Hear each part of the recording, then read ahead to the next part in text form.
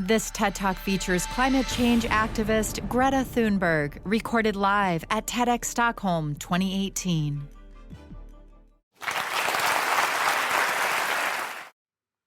When I was about 8 years old, I first heard about something called climate change or global warming. Apparently that was something humans had created by our way of living. I was told to turn off the lights to save energy and to recycle paper to save resources.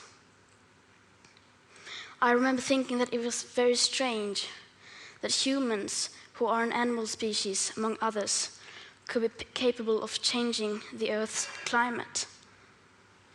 Because if we were, and if it was really happening, we wouldn't be talking about anything else. As soon as you turn on the TV, everything would be about that. Headlines, radio, newspapers. You would never read or hear about anything else, as if there was a world war going on. But no one ever talked about it. If burning fossil fuels was so bad that it threatened our very existence, how could we just continue like before? Why were there no restrictions? Why wasn't it made illegal? To me, that did not add up. It was too unreal.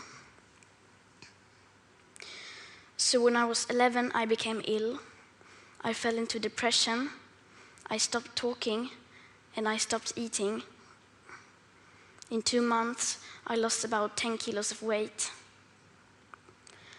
Later on, I was diagnosed with Asperger's syndrome, OCD, and selective mutism. That basically means I only speak when I think it's necessary. Now was one of those moments.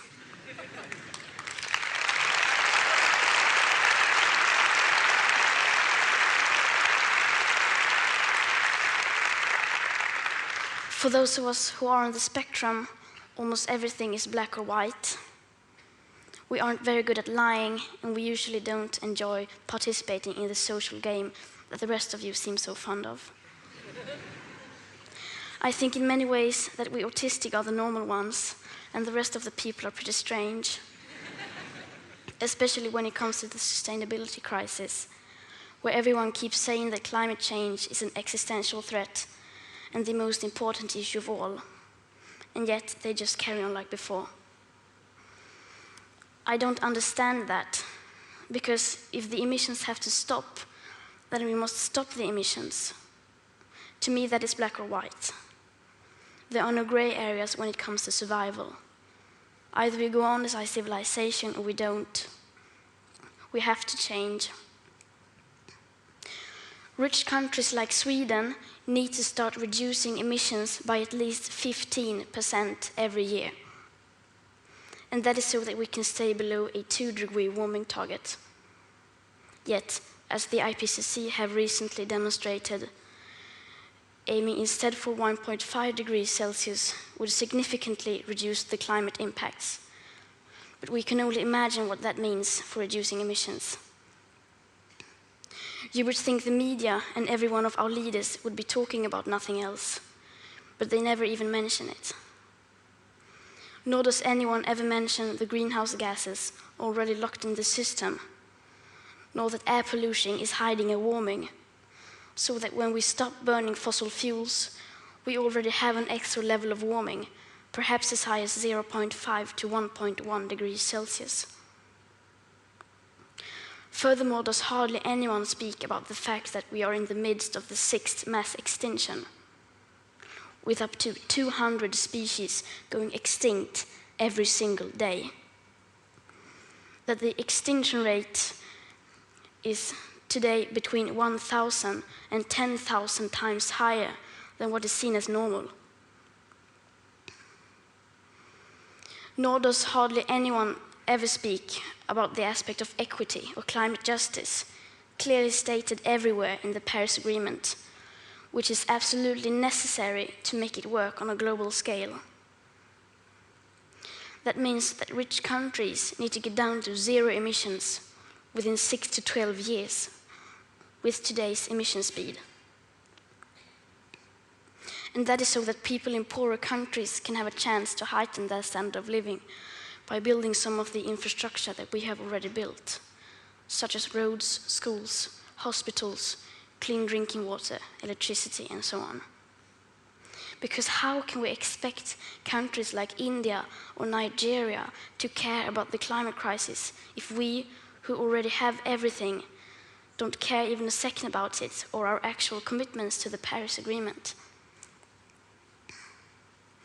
So, why are we not reducing our emissions? Why are they in fact still increasing?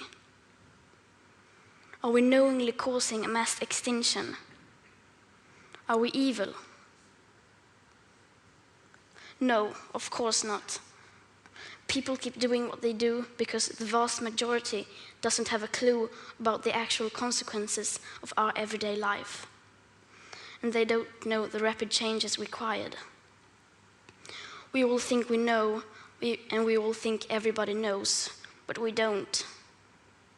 Because how could we? If there really was a crisis, and if this crisis was caused by our emissions, you would at least see some signs.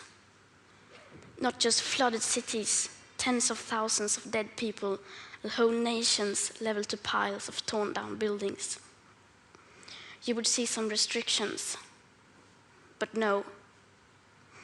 And no one talks about it. There are no emergency meetings, no headlines, no breaking news. No one is acting as if we were in a crisis. Even most climate scientists or green politicians keep on flying around the world, eating meat and dairy. If I live to be 100, I will be alive in the year 2103. When you think about the future today, you don't think beyond the year 2050. By then, I will, in the best case, not even have lived half of my life. What happens next? The year 2078, I will celebrate my 75th birthday. If I have children or grandchildren, maybe they will spend that day with me. Maybe they will ask me about you, the people who were around back in 2018. Maybe they will ask why you didn't do anything while there still was time to act. What we do or don't do right now will affect my entire life and the lives of my children and grandchildren. What we do or don't do right now, me and my generation can't undo in the future. So when school started in August this year, I decided that this was enough. I sat myself down on the ground outside the Swedish parliament. I school striked for the climate. Some people say that I should be in school instead. Some people say that I should study to become a climate scientist so that I can solve the climate crisis. But the climate crisis has already been solved. We already have all the facts and solutions. All we have to do is to wake up and change. And why should I be studying for a future that soon will be no more, when no one is doing anything whatsoever to save that future? And what is the point of learning facts within the school system, when the most important facts given by the fine science of that same school system clearly means nothing to our politicians and our society? Some people say that Sweden is just a small country and that it doesn't matter what we do. But I think that if a few children can get headlines all over the world just by not going to school for a few weeks, imagine what we could all do together if we wanted to.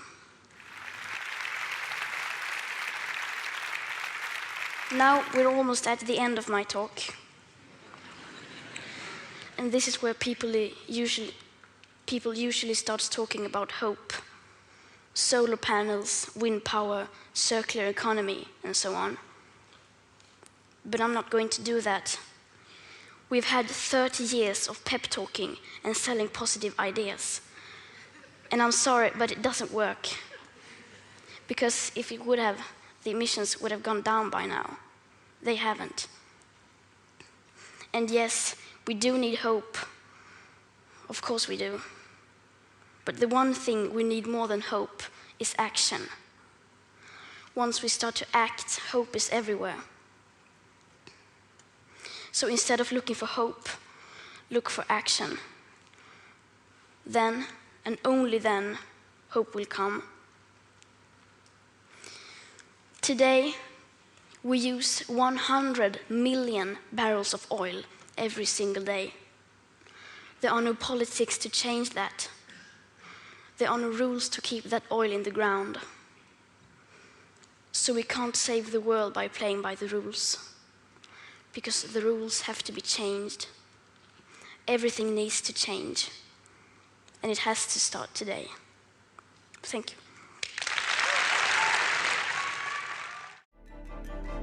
For more TED Talks, go to TED.com.